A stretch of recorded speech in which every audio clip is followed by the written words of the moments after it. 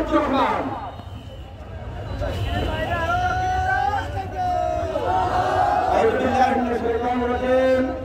বিসমিল্লাহির রহমানির রহিম।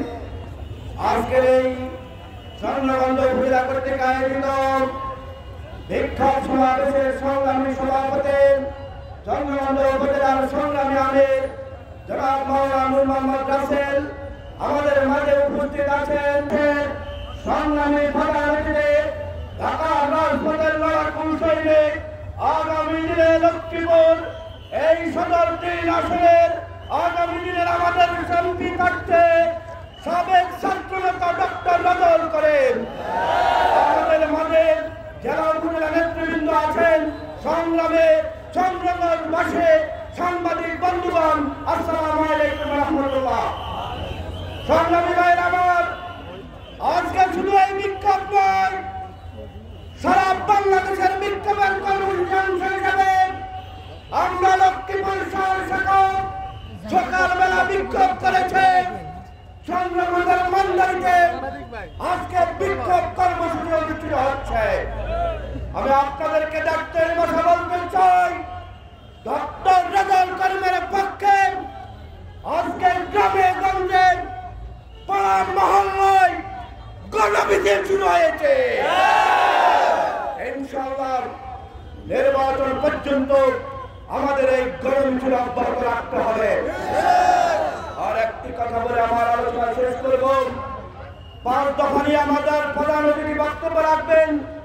আমি সেদিকে যাচ্ছি না, আমি শুধু একটাই বলছেন, এই বাংলাদেশ আলেম ওলামার দেশ। এই বাংলাদেশের যখন আজান দেওয়া হয় তখন মানুষের ঘুম ভাঙে, আবার আজান দিলে মানুষ ওই ঘুম যাওয়ার জন্য নামাজ পড়ে ঘুমানোর জন্য আজকে তারা রেডি হয়। বলতে হবে বাংলাদেশ সহ এই লক্ষ্মীপুর তথা মান্দারে আলেম অধ্যুষিত এলাকা। আমরা ইতিপূর্বে দেখেছি কেউ কেউ আলেম ওলামাদের নিয়ে কটাক্ষ করেছেন। আমরা দেখেছি পীরদেরকে বন্ধ বলেছেন। আলেম ওলামার সাথে, আলেম ওলামা যেই দলের সাথে জড়িত আমরা দেখতে পাচ্ছি আপনারা তাদেরকে বেঈমান বলেছেন।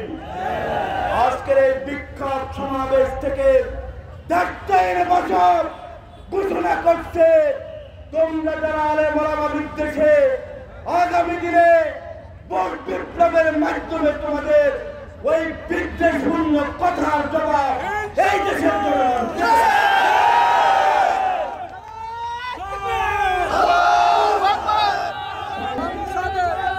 আগামী দিনে প্রতিটি পাড়া মহল্লায়, প্রতিটি বাড়িতে বাড়িতে ডক্টর রেজাউল করিমের একটা দুর্গ তৈরি করতে হবে।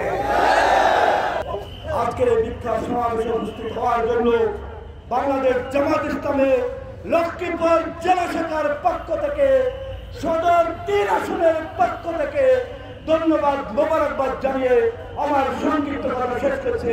আসসালামু আলাইকুম ওয়া রাহমাতুল্লাহ। কেউ থামাতে পারবে না। আমাদের সামনে বক্তব্য নিয়ে আসছেন বাংলাদেশ জামাত ইসলামী চন্দ্রগঞ্জ থানা শাখার সম্মানিত আমির জনাব মাওলানা নূর মোহাম্মদ রাসেল।